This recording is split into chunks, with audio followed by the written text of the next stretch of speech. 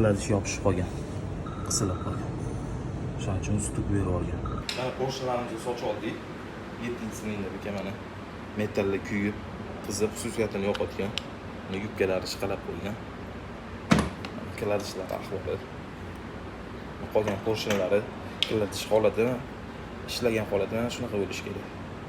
Endi mana shu o'tib ketgan. Bu yoqda blokimiz bor. Ikkita silindrli. 12. Bunda bir motor turadi. Endi buni xudo xolasa zavodda yig'ib beramiz. Kimga shunaqa xizmatlar kerak bo'lsa, aniqlik chiqaramiz.